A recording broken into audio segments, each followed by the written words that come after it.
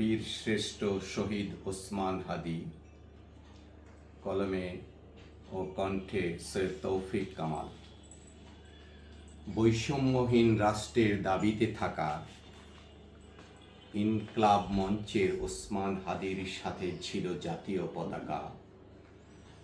ঘাতকের বুলেটের গুলিতে দিল সে প্রাণ, উৎসর্গকারী এক মহাবীর বাংলার এক বীর সন্তান।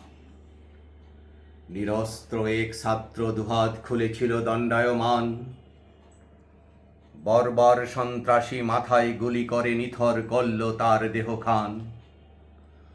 অন্যায়ের বিরুদ্ধে ন্যায়ের পক্ষে লড়েছিলেন দুহাতে, বাঁচতে দিল না তারা ওসমান হাদিকে। তুমি ছিলে সাহসী, তুমি ছিলে বীরত্বের অসীম, তোমার তুলনা হবে না বাংলায় কোনো দিন। কোটি কোটি বাংলার মানুষ তোমায় করবে আজীবন স্মরণ, পরিচিত রক্তাক্ত দেহে ওসমান হাদি নামটি রবে আমরণ।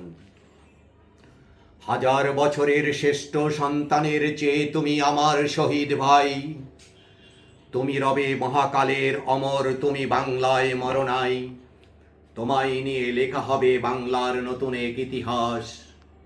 ওসমান হাদি তুমি এই বাংলার জনগণের দীর্ঘশ্বাস। তোমার মতো রক্তে রক্তাক্ত হয়েছে কত মায়ের সন্তান, আবার জন্ম নিবে প্রজন্মের ঘরে, তারাই দিবে সম্মান। শহীদ ওসমান হাদি তুমি মরণাই, রবে যতদিন তোমার নামটি লেখা থাকবে এই বাংলায় চিরদিন।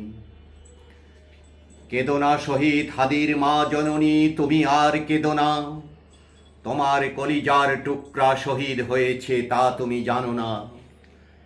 হে প্রভু, তুমি ওসমান হাদিকে জান্নাতের মেহমান করে নাও, তার পরিবারকে শোক সহিবার সান্ত্বনাটুকু তুমি দাও।